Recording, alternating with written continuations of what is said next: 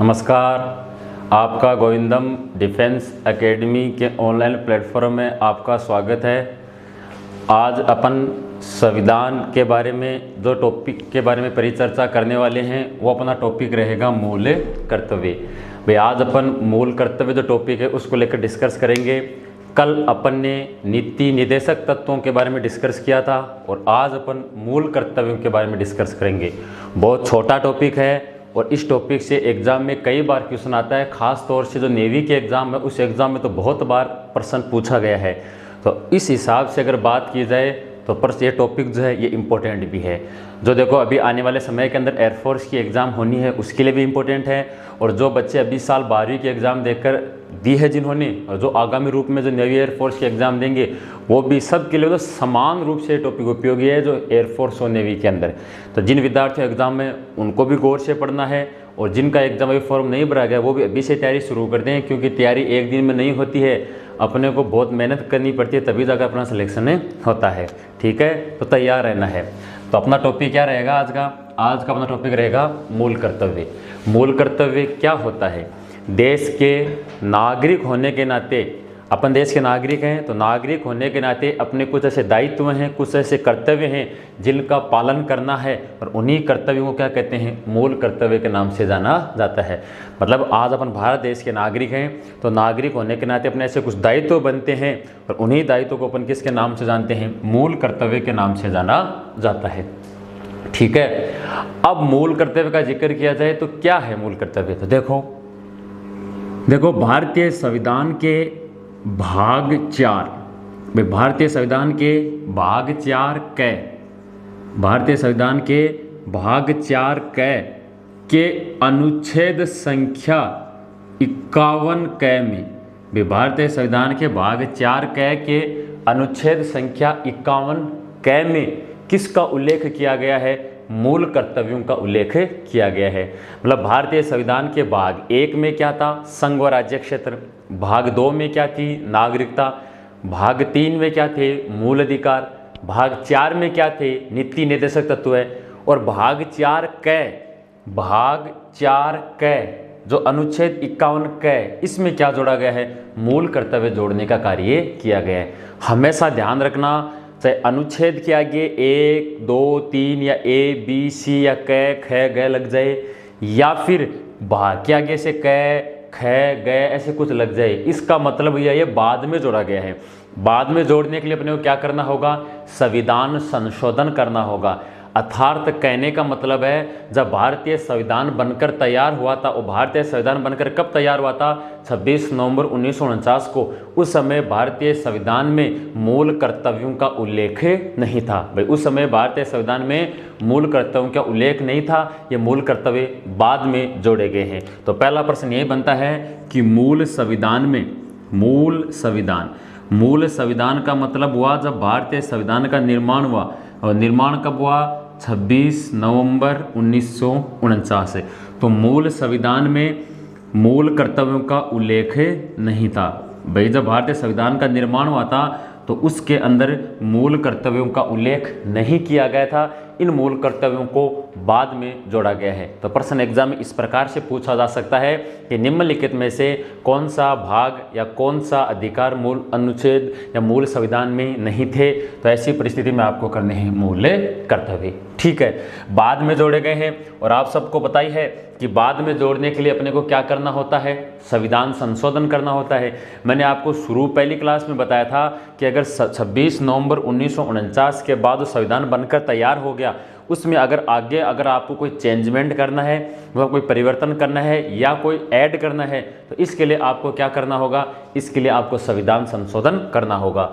तो कौन सा संविधान संशोधन किया गया? 42वां। कौन सा संविधान संशोधन किया गया? 42। 42वां संविधान संशोधन हुआ। और 42वां संविधान संशोधन कब हुआ दोस्तों? तो 42वां संविधान संशोधन हुआ 1976 में। तो 42वें संविधान संशोधन 1976 के तहत भारतीय संविधान में क्या जोड़े गए? मूल कर्तव्य जोड़े गए। अर्थात इसके तहत भारतीय संविधान में कौन सा भाग जोड़ा गया? तो भारतीय संविधान में भाग 4 क जोड़ा गया। और भाग 4 क में क्या जोड़े गए? भाग 4 क में मूल कर्तव्य जोड़े गए। क्या जोड़े गए? मूल कर्तव्य। और कितने मूल कर्तव्य जोड़े गए? 10। कितने मूल कर्तव्य जोड़े गए? 10 मूल कर्तव्य जोड़े गए। ठीक है। प्रारंभ में मूल कर्तव्यों की संख्या 0 थी। बाद में 42वें संविधान संशोधन 1976 के तहत भाग 4 क जोड़ा गया। भाग 4 क के अंदर अनुच्छेद 51 क जोड़ा गया और इसमें किसका उल्लेख किया गया? मूल कर्तव्यों का। और कितने मूल कर्तव्य जोड़े गए? 10 मूल कर्तव्य जोड़े गए। अब देखो यहाँ से एयरफोर्स की एग्जाम में और नेवी के एग्जाम में कौन कौन से क्वेश्चन आए हैं वो भी देखो। अब देखो नेवी के एग्जाम में ये प्रश्न पूछा है भाई, इंडियन नेवी के एग्जाम में सीधा प्रश्न ये पूछा गया था कि मूल कर्तव्य भारतीय संविधान में कब जोड़े गए? मूल कर्तव्य भारतीय संविधान में कब जोड़े गए? 1978 में जोड़े गए, 1976 में जोड़े गए, या प्रारंभ से ही थे, या 1980 में जोड़े गए? ऐसे ऑप्शन आते हैं एग्जाम के अंदर। तो आपको याद रखना सन पूछी थी सीधी, तो कब जोड़े गए थे? 1976 में जोड़े गए। अगर ये प्रश्न पूछ लिया जाए कि कौन सा संशोधन किया, तो कौन सा संशोधन किया? 42वां किया। अगर ये पूछ लिया जाए कि मूल कर्तव्य कहाँ जोड़े गए, तो भाग 4 क में जोड़े गए। और प्रारंभ में कितने मूल कर्तव्य जोड़े गए? 10। अब ये इंडियन एयरफोर्स में आया है भाई, इंडियन एयरफोर्स में प्रश्न पूछा गया है कि 42वें संविधान संशोधन 1976 के तहत कितने मूल कर्तव्य जोड़े गए? तो आपको याद रखना है 10 मूल कर्तव्य जोड़े गए। और प्रारंभ में पूछ लिया जाए तो 0 मूल कर्तव्य जोड़े गए थे। जब यह संशोधन हुआ, इस समय देश की प्रधानमंत्री कौन थी? भाई एक बार एग्जाम में यह भी प्रश्न पूछा गया है। देखो यहाँ से एनडीए के एग्जाम के अंदर प्रश्न आया है। एनडीए के एग्जाम में यह प्रश्न पूछा गया था कि 42वें संविधान संशोधन 1976 के तहत मूल कर्तव्य जोड़े गए। उस समय देश की प्रधानमंत्री कौन थी?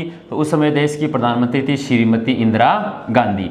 भाई इस समय देश की प्रधानमंत्री कौन थी? इंदिरा गांधी। और इंदिरा गांधी के समय ही 42वां संविधान संशोधन 1976 हुआ और जिसके तहत क्या जोड़े गए? मूल कर्तव्य जोड़ने का कार्य किया गया। ठीक है, यहाँ तक किसी प्रकार की प्रॉब्लम नहीं होनी चाहिए। प्रारंभ में कितने मूल कर्तव्य? 0। बाद में कितने जोड़े गए? 10। कौन सा संशोधन? 42वां। कब हुआ? 1976 में। कौन सा भाग? भाग 4 क। कौन सा अनुच्छेद जोड़ा? 51 क। कितने मूल कर्तव्य जोड़े गए? 10। उस समय प्रधानमंत्री कौन थी? इंदिरा गांधी थी। ठीक है, लेकिन अगर वर्तमान में अनुच्छेद पूछा जाए कि साहब वर्तमान में कितने अनुच्छेद हैं, तो वर्तमान में 11 अनुच्छेद हैं। भाई वर्तमान में कितने मूल कर्तव्य हैं? तो वर्तमान में 11 मूल कर्तव्य हैं। तो अभी 10 जोड़े, अब कितने हो गए? वर्तमान में 11 हैं। तो अर्थात बाद में कितना और जोड़ा गया? तो बाद में 1 और जोड़ दिया गया। तो उसके बारे में देखो यहाँ से अगर वर्तमान के मूल कर्तव्यों का जिक्र किया जाए कि वर्तमान में कितने मूल कर्तव्य हैं, तो वर्तमान में टोटल कितने मूल कर्तव्य हैं? 11। सबसे पहले कितने थे? 0। बाद में कितने जोड़े गए? 10। वर्तमान में कितने हैं? 11। मतलब 1 और जोड़ा गया है। क्या मनमर्जी से जुड़ा? नहीं। इसके लिए भी क्या करना होगा? संविधान संशोधन करना होगा। तो देखना 86वें संविधान संशोधन, 86वें संविधान संशोधन और 86वें संविधान संशोधन 2002 के तहत, 86वें संविधान संशोधन 2002 के तहत भारतीय संविधान में 11वां मूल कर्तव्य जोड़ा गया। कौन सा जोड़ा गया? 11वां जो मूल कर्तव्य है ये जोड़ने का कार्य किया गया। तो 86वें संविधान संशोधन 2002 के तहत भारतीय संविधान में 11वां मूल कर्तव्य जोड़ा गया। प्रारंभ में 0 थे। 42वें संविधान संशोधन के द्वारा 10 मूल कर्तव्य जोड़े गए और 86वें संविधान संशोधन के द्वारा 11वां मूल कर्तव्य जोड़ा गया। अर्थात अगर मूल कर्तव्यों की संख्या की बात की जाए तो वर्तमान में मूल कर्तव्यों की संख्या कितनी हो जाएगी? वर्तमान में मूल कर्तव्यों की संख्या 11 है। ठीक है, अब जिस प्रकार से मूल अधिकार लिए अपन ने अमेरिका से, नीति निदेशक तत्व अपन ने कहाँ से लिए? आयरलैंड से। उसी प्रकार से अगर मूल कर्तव्य का उल्लेख किया जाए तो भारतीय संविधान में मूल कर्तव्य कौन से देश से लिए गए हैं? रूस देश से लिए गए हैं। ये इंडियन नेवी और इंडियन एयरफोर्स दोनों की एग्जाम में पूछा जा चुका प्रश्न है कि भारतीय संविधान में मूल कर्तव्य कौन से देश से लिए गए हैं? तो कौन से देश से लिए गए हैं? रूस देश से लेने का कार्य किया गया है। ठीक है, आगे देखो जिस प्रकार से मूल अधिकारों को बनाने के लिए 2 समितियां बनाई, एक तो मूल अधिकार समिति और एक मूल अधिकार उप समिति। उसी प्रकार से नीति निदेशक तत्वों को जोड़ने के लिए तेज बहादुर स्प्रू समिति का गठन किया गया। तो उसी प्रकार से मूल कर्तव्यों को जोड़ने के लिए किस समिति का गठन किया गया? तो यह आपको याद रखना है, सरदार स्वर्ण सिंह समिति। भाई सरदार स्वर्ण सिंह समिति की सिफारिश पर, तो सरदार स्वर्ण सिंह समिति की सिफारिश पर भारतीय संविधान में क्या जोड़े गए? भारतीय संविधान में मूल कर्तव्य जोड़े गए। इन्हीं की सिफारिश थी और इसी समिति के अध्यक्ष खुद सरदार स्वर्ण सिंह थे और इन्हीं की सिफारिश पर क्या जोड़े गए, मूल कर्तव्य जोड़ने का कार्य किया गया। और ये मूल कर्तव्य कौन से देश से लिए गए हैं, रूस देश से लिए गए। पहले कितने थे, 0, बाद में कितने जोड़े गए, 10। कौन सा संशोधन किया, 42वां। बाद में कितने जोड़े गए, 11, अर्थात एक और जोड़ दिया, प्लस एक और ऐड कर दिया। और वर्तमान में अगर इनकी संख्या पूछी जाए तो वर्तमान में कितनी हो जाएगी, 11। जब ये 2002 में जो संशोधन हुआ, इस समय देश के अगर प्रधानमंत्री पूछ लिए जाए तो इस समय देश के प्रधानमंत्री कौन थे, अटल बिहारी वाजपेयी। देखो एक बार एग्जाम के अंदर प्रश्न आया था, एनडीए के अंदर पूछा गया, हालांकि प्रश्न ये पूछा गया था कि निम्नलिखित में से कौन सा कथन सत्य है या असत्य है। उसके अंदर ऑप्शन में प्रश्न ये था कि 11वें मूल कर्तव्य जोड़ा गया, उस समय देश के प्रधानमंत्री अटल बिहारी वाजपेयी थे। तो बिल्कुल आपको याद रखना है कि 2002 के अंदर देश के प्रधानमंत्री कौन थे, अटल बिहारी वाजपेयी थे। ठीक है, यहाँ तक किसी बच्चे को कोई प्रॉब्लम नहीं होनी चाहिए क्योंकि अपन बहुत इजी के अंदर अपना टॉपिक कंप्लीट कर दिया। ये मूल कर्तव्य सब कंप्लीट हो गया, इतनी सी जानकारी याद रखनी है। इनके अलावा मूल कर्तव्य में से कोई प्रश्न नहीं पूछे जाते हैं। ये 11 मूल कर्तव्य हैं आज के दिन। ये 11 मूल कर्तव्य कौन कौन से हैं, आज तक कोई भी एग्जाम में नहीं पूछा गया है। इसलिए अगर आपको फिर भी याद रखना है कि साहब हमें पता ही नहीं है कि मूल कर्तव्य, एक दो बोलकर सुनाओ क्या होते हैं मूल कर्तव्य, तो सुनना। पहला मूल कर्तव्य यह कहता है कि देश के राष्ट्रगान, देश के राष्ट्रगीत और देश के राष्ट्रध्वज क्या क्या करें, मान करें, उनका सम्मान करें। मतलब अपने देश का जो राष्ट्रगान है, राष्ट्रगीत है, राष्ट्रध्वज है, इनका मान करें, सम्मान करें देश का नागरिक होने के नाते। ये अपना कर्तव्य बनता है, अपन भारत देश के नागरिक हैं। दूसरा मूल कर्तव्य ये कहता है कि देश के लिए जो शहीद हो गए, भाई अपने देश की रक्षा के लिए सीमा पर जो शहीद हो गए या देश के अंदर जो रहकर अपने देश की रक्षा करें, अगर वो शहीद हो गए तो उनको मान करें, उनका सम्मान करें। ऐसे 11 मूल कर्तव्य हैं। तो देश के प्रत्येक नागरिक होने के नाते अपना दायित्व है, बनता है कि अपन उनका क्या करें, पालन करें। ठीक है, ये आपका मूल कर्तव्य टॉपिक यहाँ पर कंप्लीट होता है। ठीक है, नेक्स्ट टॉपिक, अगला जो टॉपिक अपन पढ़ेंगे वो पढ़ेंगे राष्ट्रपति। देखो विद्यार्थियों, अपना लगभग पॉलिटी का 50% से ज़्यादा कोर्स हो चुका है, अभी इसको अपन कंप्लीट कर देंगे। भाई अभी राष्ट्रपति, उपराष्ट्रपति, प्रधानमंत्री, संसद, 4 टॉपिक और बचे हैं। 4 टॉपिक बोलते ही पॉलिटी खत्म हो जाएगी। इसके बाद अपन नेक्स्ट और शुरू करेंगे, जैसे या तो ज्योग्राफी कर देंगे, हिस्ट्री कर देंगे, जो जैसा भी है। ठीक है, अगला टॉपिक रहेगा राष्ट्रपति और इस राष्ट्रपति टॉपिक से नेवी और एयरफोर्स में 100% क्वेश्चन आने की संभावना रहती है। भाई यहाँ से 100% क्वेश्चन आने की संभावना होती है। राष्ट्रपति के बारे में नॉर्मल सी बातें आती हैं और उन्हीं के बारे में डिस्कस करूँगा। शुरुआत पहली बात लिखूँगा, यहीं से एग्जाम में आया हुआ प्रश्न है। तो देखो राष्ट्रपति देश के प्रथम नागरिक होते हैं। राष्ट्रपति देश के प्रथम नागरिक होते हैं। जो राष्ट्रपति होते हैं ये देश के क्या होते हैं, प्रथम नागरिक होते हैं। ये इंडियन नेवी और इंडियन एयरफोर्स दोनों के एग्जाम में पूछा गया प्रश्न है। अब देखो दूर क्यों जाओ, अब की बार नेवी 2020 में पूछा गया था। नेवी 2020 की जो MR की एग्जाम लगी थी उसके अंदर बहुत इजी प्रश्न पूछा गया था। बच्चों ने अगर कहा कि सर देखो ये प्रश्न आया है, क्या प्रश्न पूछा गया कि देश का प्रथम नागरिक कौन होता है, राष्ट्रपति, उपराष्ट्रपति, राज्यपाल या प्रधानमंत्री।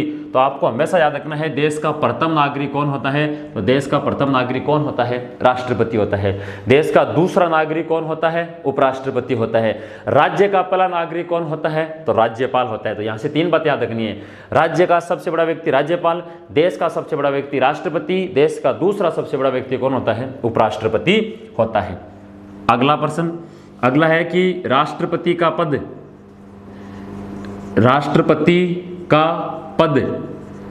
भारतीय संविधान का क्या है, सर्वोच्च पद है। अपने देश का जो संविधान है इसका सबसे बड़ा पद अगर का जिक्र किया जाए या अपने देश में सबसे बड़े पद का जिक्र किया जाए तो भारत में सबसे बड़े पद किसका है, तो देश के राष्ट्रपति का है। यह भी क्वेश्चन नेवी के अंदर पूछा जा चुका है कि भारतीय संविधान का सर्वोच्च पद है राष्ट्रपति, उपराष्ट्रपति, प्रधानमंत्री, राज्यपाल, ऐसे ऑप्शन आते हैं। तो ऐसी परिस्थिति में आपको क्या करना है, देश का राष्ट्रपति करना है। ठीक है, अगला देखो, आगे जिक्र किया जाए तो राष्ट्रपति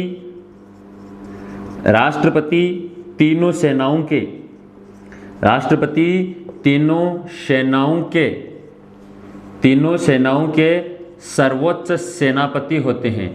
देश के राष्ट्रपति तीनों सेनाओं के सर्वोच्च क्या होते हैं? सेनापति होते हैं। ये एग्जाम में भी आया है, ये भी नेवी के अंदर पूछा गया है और ये भी एयरफोर्स में पूछा गया प्रश्न है कि निम्नलिखित में से तीनों सेनाओं के सर्वोच्च सेनापति कौन होते हैं?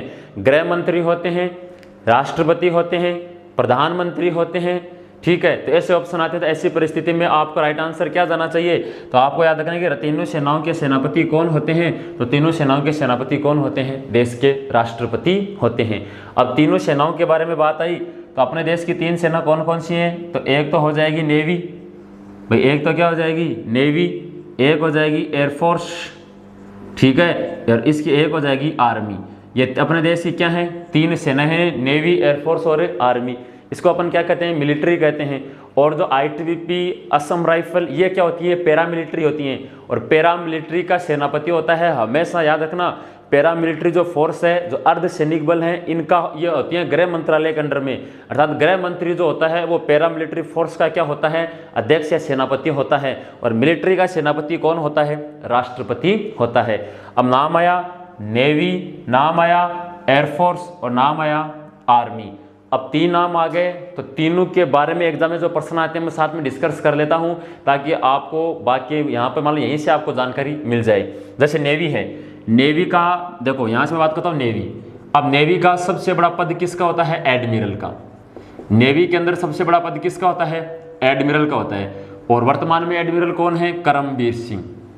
करमबीर सिंह है। तो करमबीर सिंह वर्तमान में नौसेना का क्या है? एडमिरल है। नौसेना दिवस कब मनाया जाता है? तो प्रतिवर्ष 4 दिसंबर को। कितनी तारीख को? प्रतिवर्ष 4 दिसंबर को नौसेना दिवस मनाते हैं। ठीक है, इसके अलावा देखो मान लो आर्मी। आर्मी का सबसे बड़ा पद किसका होता है? जनरल का। आर्मी में सबसे बड़ा पद किसका होता है? जनरल का। और वर्तमान में भारत के जनरल कौन है? मनोज मुकुंद नरवणे। कौन है? मनोज मुकुंद नरवणे वर्तमान में भारतीय आर्मी या थल सेना उसके जनरल हैं। और आप सबको पता ही है थल सेना दिवस कितनी तारीख को मनाया जाता है? तो थल सेना दिवस या आर्मी जो डे है ये कितनी तारीख को मनाते हैं? 15 जनवरी को मनाया जाता है। ठीक है, इसके अलावा क्या आ गई? एयरफोर्स। भाई इसके अलावा क्या आ गई? एयरफोर्स का जिक्र किया जाए, एयरफोर्स का सबसे बड़ा कौन होता है व्यक्ति? Air chief marshal. कौन होता है? Air chief marshal. और वर्तमान में एयर चीफ मार्शल कौन है? तो राकेश सिंह भदौरिया। कौन है? राकेश सिंह भदौरिया वर्तमान के अंदर वायुसेना के एयर चीफ मार्शल हैं। और वायुसेना दिवस के कब मनाया जाता है? तो प्रतिवर्ष 8 अक्टूबर को। कितनी तारीख को? प्रतिवर्ष 8 अक्टूबर को वायुसेना दिवस मनाया जाता है। अगर आपने तीनों सेनाओं के जो अध्यक्ष हैं उनकी याद रख ली वर्तमान में कौन कौन है, और आपने दिवस याद रख लिए, तो आने वाली जो एयरफोर्स की एग्जाम है 2020 में, अभी जो एग्जाम होगी आगे जब भी हो, चाहे अगस्त में हो चाहे जुलाई में, जो भी एग्जाम होगी उस एग्जाम के अंदर यहाँ से आपको प्रश्न मिलेगा। 2 बातें यहाँ से, 2 यहाँ से और 2 यहाँ से। अगर ये 6 लाइन आपको याद हैं तो आपका 1 नंबर हो गया। मैं वादा है ये आपको कोई किसी भी शिफ्ट में आपको प्रश्न मिलेगा।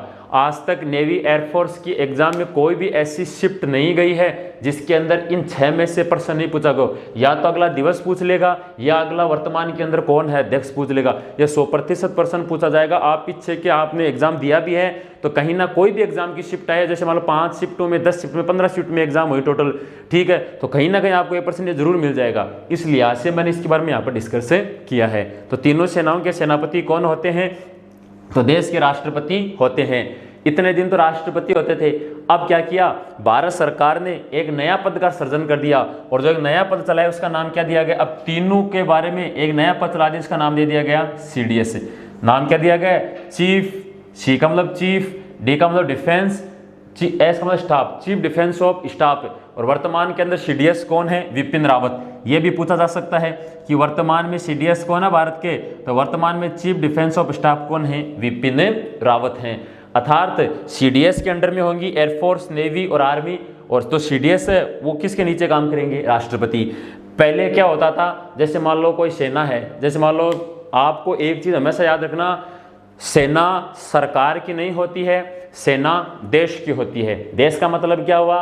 ऐसा नहीं है कि भाई मोदी की ये सेना, नो, मोदी की नहीं है। जैसे वर्तमान प्रधानमंत्री नरेंद्र मोदी हैं, तो नरेंद्र मोदी जी की सेना नहीं है, सेना है वो देश की है। और राष्ट्रपति होता है वो कौन होता है? देश का प्रथम नागरिक होता है। तो राष्ट्रपति के अंडर में काम करती है पूरी की पूरी सेना। जैसे मान लो आज अपने को चाइना पर हमला करना है, तो अगर अब चाइना पर हमला करना है तो प्रधानमंत्री डायरेक्ट, अगर मान लो जैसे नौसेना के, थल सेना के, वायुसेना के अध्यक्ष जो हैं, इनको ऑर्डर दे दिया कि हमला कर दो, कभी हमला नहीं करेंगे। पहले प्रधानमंत्री किसको ऑर्डर देंगे, मतलब किसको कहेंगे? राष्ट्रपति को कहेंगे। राष्ट्रपति बाद में किसको कहेगा? सीडीएस को कहेगा। और सीडीएस बाद में अपनी रणनीति तैयार करके सेना से क्या करवाएंगे? हमला करवाएंगे। ऐसा नहीं है कि भाई डायरेक्ट मान लो मोदी जी ने एयरफोर्स को कह दिया कि जाओ पाकिस्तान बम गिर कर आ जाओ, चाइना पर बम गिर दो, ऐसा कभी नहीं होता। पहले राष्ट्रपति को कहना होता है, राष्ट्रपति ऑर्डर जारी करेगा, उसके सिग्नेचर होंगे, उसके बाद ही आगे की क्या होगी? कार्रवाई होगी। इसलिए आपको याद रखना है, तीनों सेनाओं के सर्वोच्च सेनापति कौन होते हैं? देश के राष्ट्रपति होते हैं। राष्ट्रपति का पद संविधान का सबसे बड़ा पद है। और ये देश के कौन से नागरिक होते हैं? पहले नागरिक। तो 3 बातें तो यहाँ से याद रखनी है, ठीक है। इसके अलावा 6 लाइन यहाँ से रखनी है। और एक बार सीडीएस कौन है? विपिन रावत है। तो टोटल मिला के 11 प्रश्न बन गए। ये 11 के 11 प्रश्न आज तक सब एग्जाम में, ऐसा कोई भी प्रश्न नहीं है जो एग्जाम में नहीं पूछा गया। इसलिए ये टॉपिक थोड़ा इंपॉर्टेंट है, इस पर आपको ध्यान देने की जरूरत है, ठीक है। और देखो राष्ट्रपति के बारे में, ये आपको सबको याद रखना है। और देखो वर्तमान में कौन क्या है, इसकी भी आपको एक क्लास उपलब्ध करवाएंगे। जैसे वर्तमान में एक प्रश्न आपको पता ही है, नेवी के एयरफोर्स के अंदर या तो वर्तमान में राज्यपाल कौन है, या वर्तमान में मुख्यमंत्री कौन है, या वर्तमान में जो अपने ये राज्यसभा के सभापति वगैरह कौन है, तो इनको लेकर एक प्रश्न 100% आएगा। तो आपको एक क्लास ऐसी उपलब्ध करवाएंगे, ठीक है, जिसमें आपको सभी के सभी यादें हो जाएंगी। नेक्स्ट देखो, आगे जिक्र किया जाए तो राष्ट्रपति संसद के किसी भी सदन के, राष्ट्रपति संसद के किसी भी सदन के सदस्य नहीं होते हैं। यह प्रश्न भी आया है कि राष्ट्रपति देश के संसद के किस सदन के सदस्य होते हैं। एग्जाम के पॉइंट ऑफ व्यू से वेरी वेरी इंपॉर्टेंट है कि वर्तमान में जो अपने देश के राष्ट्रपति होते हैं, संसद के किस सदन के सदस्य होते हैं। पहली बात तो जो नया बच्चा है उसको यही नहीं पता कि संसद क्या होती है। पता है वो, उसको भी वो भी जाने, जिसको नहीं पता वो भी जाने। देखो संसद है, संसद के 2 सदन होते हैं। एक सदन का नाम होता है लोकसभा और एक सदन का नाम होता है राज्यसभा। एक सदन का नाम है लोकसभा, दूसरे सदन का नाम है राज्यसभा। लोकसभा के अंदर वर्तमान में कितने सदस्य बैठते हैं? 545। यहाँ सदस्यों की संख्या कितनी है वर्तमान में? अगर वर्तमान में जिक्र किया जाए तो 545। राज्यसभा में सदस्यों की संख्या कितनी है? 245 है। यहाँ सदस्यों की संख्या कितनी हो जाएगी? 245 है। और जो लोकसभा और राज्यसभा के अंदर जो सदस्य बैठते हैं वो क्या कहलाते हैं? एमपी। क्या कहलाते हैं? एमपी, मेंबर ऑफ पार्लियामेंट, अर्थात इनको क्या कहते हैं? सांसद। क्या कहते हैं? सांसद के नाम से जाना जाता है। जैसे अमित शाह सांसद हैं, नरेंद्र मोदी सांसद हैं, तो ये लोकसभा के अंदर बैठते हैं। चाहे लोकसभा में बैठे हैं चाहे राज्यसभा में, ये सांसद कहलाते हैं। तो अब जो राष्ट्रपति होता है वो ना तो इन 545 में से एक होता है, ना इन 245 में से एक होता है। अर्थात राष्ट्रपति संसद के किसी भी सदन का सदस्य नहीं होता, न तो इस सदन का सदस्य न ही इस सदन का सदस्य है। सर आज मोदी किस सदन का सदस्य है? तो नरेंद्र जो मोदी है वो लोकसभा सदन का सदस्य है। तो अब हमेशा ध्यान रखना, कई बार एग्जाम में प्रश्न आया है कि राष्ट्रपति संसद के किस सदन का सदस्य होता है? लोकसभा का, राज्यसभा का, दोनों का, या इनमें से कोई नहीं। तो आपको क्या करना है? किसी भी सदन का सदस्य नहीं होता है। तो कौन होता है? किसी भी सदन का सदस्य नहीं होता है, बल्कि संसद का एक अभिन्न अंग होता है। बल्कि संसद का एक अभिन्न अंग होता है। ये देखो संसद का एक अंग है। संसद किसे कहते हैं? संसद कैसे बनती है? तो देखना, जो संसद है वो कैसे बनती है? संसद बनती है राष्ट्रपति, भाई राष्ट्रपति, इसके अलावा लोकसभा, इसके अलावा राज्यसभा, इन तीनों को एक साथ में क्या कहते हैं? संसद। लोकसभा, राज्यसभा और राष्ट्रपति, इन तीनों को एक साथ में क्या कहा जाता है? संसद के नाम से जाना जाता है। अर्थात राष्ट्रपति नहीं है तो संसद नहीं कहलाएगी। आपको पता है राष्ट्रपति कितने होते हैं देश में? एक। लोकसभा के अंदर कितने सदस्य हैं वर्तमान में? 545 है। राज्यसभा के अंदर कितने हैं? 245 से। तो 545 से 245 और 1, इनको एक साथ में किसके नाम से जाना जाता है? संसद के नाम से जानते हैं। अगर सदस्य होते तो अंग नहीं होते, ठीक है। तो 2 डाउट वाले प्रश्न और बन जाते हैं कि वर्तमान में संसद के कितने सदन हैं? तो सदन तो 2 ही हैं, एक तो लोकसभा सदन, एक राज्यसभा सदन। अगर प्रश्न ऐसा पूछ लिया जाए कि संसद के कितने अंग हैं, तो अंग आपको कितने बताने हैं? 3। कौन कौन सा? राष्ट्रपति, लोकसभा, राज्यसभा। 3 अंग, सदन 2, लोकसभा, राज्यसभा। इसलिए राष्ट्रपति संसद के किसी भी सदन का सदस्य नहीं होता था, नहीं तो लोकसभा का, नहीं राज्यसभा का, बल्कि संसद का एक अभिन्न क्या होता है? अंग होता है। कौन? राष्ट्रपति। और राष्ट्रपति जो होते हैं वो भारतीय संविधान का क्या है? सबसे बड़ा पद है, ठीक है। ये भी एग्जाम के अंदर प्रश्न पूछा जा चुका है। नेक्स्ट देखो, अगला लाइन देखो, अगली भी इंपॉर्टेंट बात है। देखो राष्ट्रपति का जो प्रारंभिक परिचय, लगभग एग्जाम में क्या होता है, लगभग बार एयरफोर्स के अंदर या नेवी के अंदर जो प्रारंभिक परिचय है ना, वही एग्जाम के अंदर आ जाता है। तो घबराने की जरूरत नहीं है, ठीक है। यहीं से प्रश्न आ जाएगा, लगभग मेरे अकॉर्डिंग यहीं से प्रश्न 100% आपको यहाँ से आपको प्रश्न मिल जाएगा। देखो, भारत के राष्ट्रपति की तुलना, भारत के राष्ट्रपति की तुलना किससे की जाती है? मतलब अपने देश के जो राष्ट्रपति हैं इनकी तुलना किससे की जाती है? तो इनकी तुलना ब्रिटेन के सम्राट से की जाती है। किससे की जाती है? ब्रिटेन के सम्राट या वहाँ का जो राजा होता है ना, वहाँ के राजा से की जाती है। तुलना का मतलब क्या हुआ? जिस प्रकार भारतीय संविधान में सबसे बड़ा पद किसका है? राष्ट्रपति का। उसी प्रकार से ब्रिटेन के अंदर सबसे बड़ा पद किसका होता है? सम्राट का। अपने देश में सबसे बड़ा पद राष्ट्रपति का होता है, तो उसी प्रकार ब्रिटेन के अंदर सबसे बड़ा पद किसका है? राष्ट्रपति का। तो क्या हुआ? तो भारत के जो राष्ट्रपति की तुलना किससे की गई? ब्रिटेन के सम्राट से करने का कार्य किया गया। तो ये इंपॉर्टेंट बात है, यहाँ से आपको याद रखना है कि भारत के राष्ट्रपति की तुलना किससे की जाती है? तो भारत के राष्ट्रपति की तुलना ब्रिटेन के सम्राट या राजा से की जाती है। और अगर प्रश्न ये पूछ लिया जाए कि ये तुलना किसने की है, तो डॉक्टर भीमराव अंबेडकर। तो डॉक्टर भीमराव अंबेडकर ने भारत देश के राष्ट्रपति की तुलना किससे की है? ब्रिटेन के सम्राट या राजा से करने का कार्य किया है। अभी navy, MR, navy, SSR, navy, AA तीनों के एग्जाम में प्रश्न आया है। देखो ये तो एमआर के अंदर अभी लेटेस्ट आया है, क्योंकि एमआर के अंदर 25 प्रश्न आते हैं जीके के, तो बहुत इजी प्रश्न आते हैं। अभी बच्चे देखकर भी आए थे कि सर बहुत इजी आया था, और बहुत सारे बच्चों ने क्वालिफाई भी किया एमआर के एग्जाम में। तो इसलिए अपनी डिफेंस में बहुत सारे ऐसे बच्चे जिन्होंने एमआर के भी एग्जाम को क्वालिफाई किया है, SSR AA। तो क्यों? क्योंकि बहुत इजी वे के अंदर प्रश्न आते हैं। बस अपन बच्चा क्या थोड़ा घबरा जाता है, तो घबराने की जरूरत नहीं है, बहुत इजी प्रश्न पूछ जाते हैं। तो भारत के राष्ट्रपति की तुलना किससे की जाती है? ब्रिटेन के सम्राट या राजा से करने का कार्य किया जाता है, ठीक है। और देखो इसके अलावा भी पढ़ते हैं, ठीक है। तो ये तो बात हो गई राष्ट्रपति की तुलना को लेकर।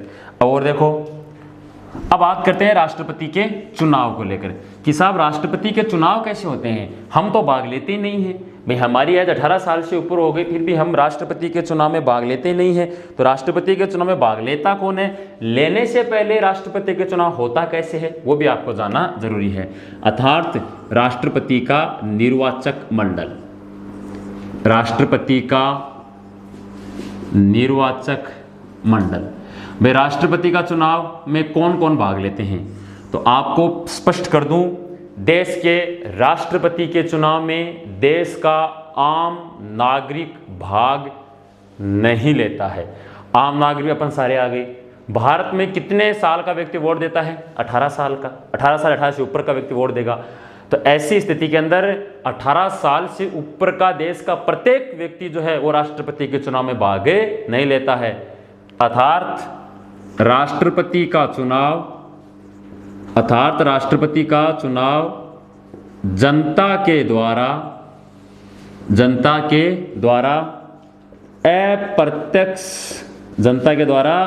अप्रत्यक्ष रूप से किया जाता है। भाई अप्रत्यक्ष रूप से किया जाता है, ठीक है। तो राष्ट्रपति का चुनाव है ये जनता के द्वारा अप्रत्यक्ष रूप से, अप्रत्यक्ष इनडायरेक्ट रूप से चुनाव करते हैं। इनडायरेक्ट मतलब हो गया खुद नहीं जाते हैं, जनता की तरफ से और ही ऐसा व्यक्ति हैं जो राष्ट्रपति के चुनाव में भाग लेते हैं। तो साहब कौन लेते हैं? तो राष्ट्रपति का चुनाव जनता के द्वारा इनडायरेक्ट रूप से किया जाता है। अर्थात अर्थात जनता के द्वारा चुने गए प्रतिनिधि भाग लेते हैं। प्रतिनिधि, जनता के द्वारा चुने गए प्रतिनिधि भाग लेते हैं। अर्थात जनता पहले और एक प्रतिनिधि को चुनेगी और वो जनता की तरफ से प्रतिनिधि राष्ट्रपति के चुनाव में भाग लेगा। साहब प्रतिनिधि कौन होता है? तो प्रतिनिधि के अंदर दो आएंगे, एक तो आएंगे विधायक। विधायक को तो अपन क्या बोलते हैं? एमएलए। एमएलए के नाम से जानते हैं, आपने सुना होगा एमएलए नाम, ठीक है। एक होता है सांसद, सांसद को अपन बोलते हैं एमपी। तो विधायक को कौन चुनती है? जनता। सांसद को कौन चुनती है? जनता। और जनता की तरफ से राष्ट्रपति के चुनाव में क्या लेंगे? भाग लेंगे। जैसे मान लो मैं सीकर की बात करूं, सीकर जिले के विधायक कौन है? माननीय राजेंद्र पारिक जी सीकर के क्या हैं? विधायक हैं। इनको किसने चुना? जनता ने। तो सीकर की जनता है, उसकी तरफ से कौन भाग लेंगे? तो माननीय राजेंद्र पारिक जी हैं, वो विधानसभा की तरफ से भाग लेंगे। जैसे मान लो सीकर के सांसद कौन है?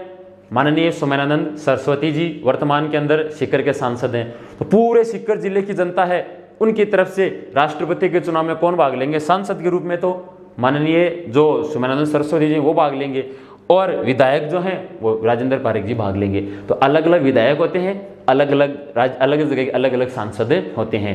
अर्थात उनको जनता चुनेगी और ये जनता की तरफ से किसके चुनाव में भाग लेंगे? राष्ट्रपति के चुनाव में भाग लेते हैं। अर्थात राष्ट्रपति के चुनाव में डायरेक्ट जनता भाग नहीं लेती है। तो सांसद और विधायक भाग लेते हैं। तो सुनना, राष्ट्रपति के चुनाव में कौन भाग लेते हैं? लोकसभा। राष्ट्रपति चुनाव में कौन भाग लेते हैं? लोकसभा, राज्यसभा और विधानसभा। राष्ट्रपति के चुनाव में लोकसभा, राज्यसभा और विधानसभा के सदस्य भाग लेते हैं। इन दोनों जो लोकसभा है, राज्यसभा है और विधानसभा, इनके कौन से सदस्य भाग लेते हैं? निर्वाचित सदस्य भाग लेते हैं। भाई लोकसभा, राज्यसभा और विधानसभा के निर्वाचित सदस्य भाग लेते हैं। निर्वाचित का मतलब क्या हुआ? निर्वाचित का मतलब हुआ जो वोट देकर चुना जाता है वो निर्वाचित होता है, और जो बगैर वोट डाले हुए इस सदन के अंदर आकर बैठते हैं, जो बगैर वोट डाले आते हैं, अर्थात वो कहलाते हैं मनोनीत।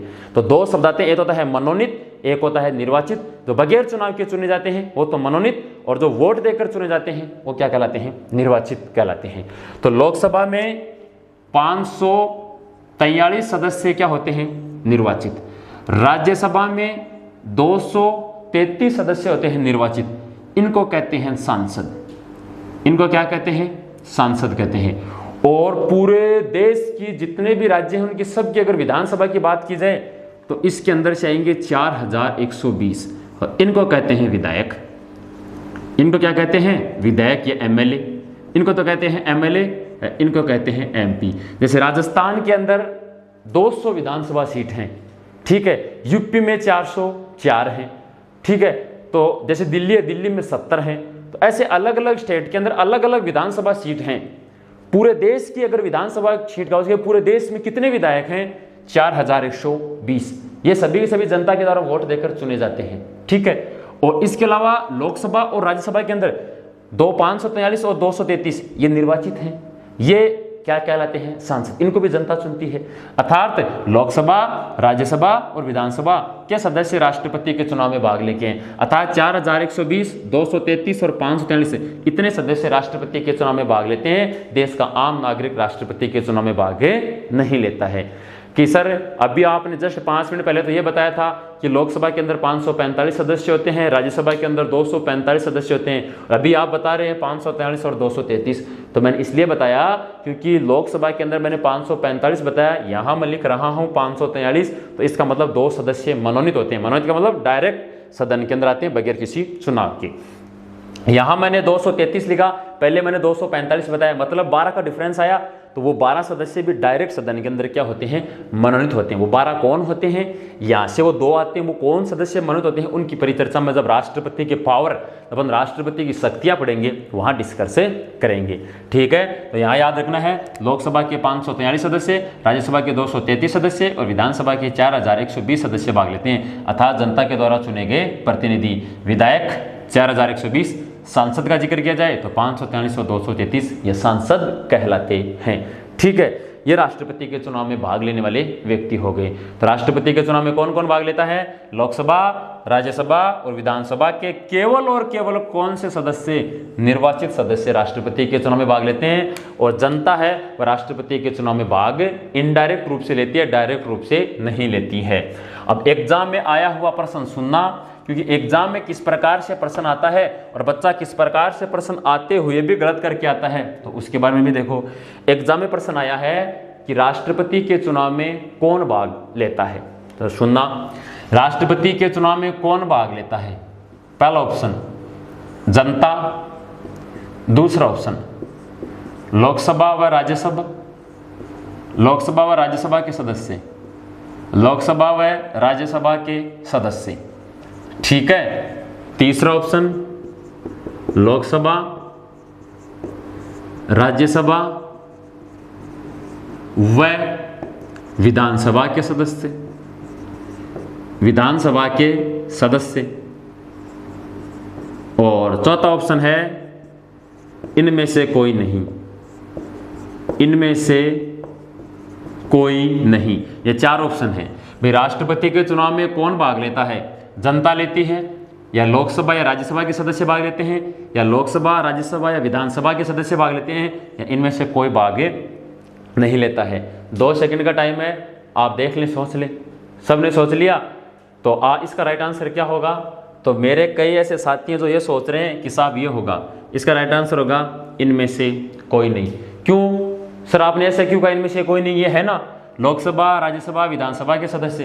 तो सदस्य में तो सारे ही आ गए, सदस्य में तो क्या आ गए? सभी के सभी आ गए।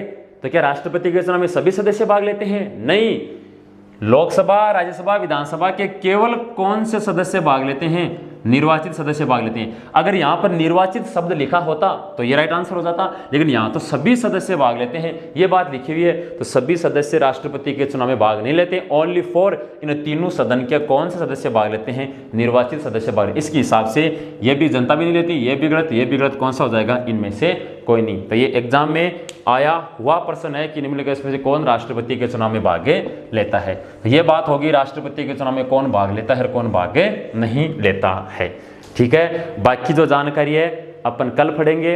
अब आपके लिए है एक जरूरी सूचना। जरूरी सूचना दोस्तों ये है कि आपको सबको पता है कि नेवी की एग्जाम अभी जैसे मान लो फिजिकल आने शुरू करा दिए गए हैं, और एयरफोर्स की भी एग्जाम आने वाले समय के अंदर होनी है। 2 अपनी जो सेना है उसकी तो एग्जाम आने वाले समय के अंदर होनी है। अब तीसरी सेना आर्मी, अभी आर्मी की जो भर्ती है वो भी आ चुकी है। आर्मी की जो रैली भर्ती है, आर्मी की जो रैली भर्ती है, जो सीकर जिले वाले हैं, जितने भी आसपास अपने जो भी जिले हैं, उनकी जो आर्मी की जो रैली भर्ती है उनका नोटिफिकेशन आ चुका है। आने वाले समय के अंदर आर्मी की रैली भर्ती होनी है। इसलिए अपने जितने भी डिफेंस के साथी हैं और जो नए साथी हैं सभी तैयारी में जुड़े, क्योंकि अभी से अपन अगर तैयारी शुरू करेंगे तभी जाकर अपनी चाहे नेवी हो, चाहे एयरफोर्स हो, चाहे आर्मी हो, उसके अंदर क्वालिफाई कर पाएंगे। एयरफोर्स और नेवी के अंदर पहले पेपर होता है और आर्मी के अंदर पहले दौड़ होगी। इसलिए साथ साथ में आपको फिजिकल की तैयारी अपने घर पर क्या कर देनी है? शुरू कर देनी है, क्योंकि अभी से शुरू कर दोगे तभी आप अपना क्या कर पाओगे? लक्ष्य को हासिल कर पाओगे। नौकरी कोई छोटी कोई बड़ी नहीं होती है, चाहे आर्मी हो, चाहे एयरफोर्स हो, चाहे नेवी हो। तीनों अपने देश की सेनाएं, तीनों मिलिट्री हैं, तीनों केंद्र के अंदर हैं, केंद्र के अधीन हैं। इसलिए जिसकी अवेलेबल जो से जिसकी एज है कि हाँ भाई आर्मी में तैयारी कर सकता हूँ, मैं क्वालिफाई कर सकता हूँ, वो विद्यार्थी तैयारी करना क्या कर दे? शुरू कर दें। ये आपकी जरूरी सूचना थी। जिसको नहीं पता साथियों को बताएं और सुबह सुबह शाम जब भी आपको टाइम मिले फिजिकल की तैयारी शुरू कर दें, ठीक है। आज के लिए इतना ही, धन्यवाद।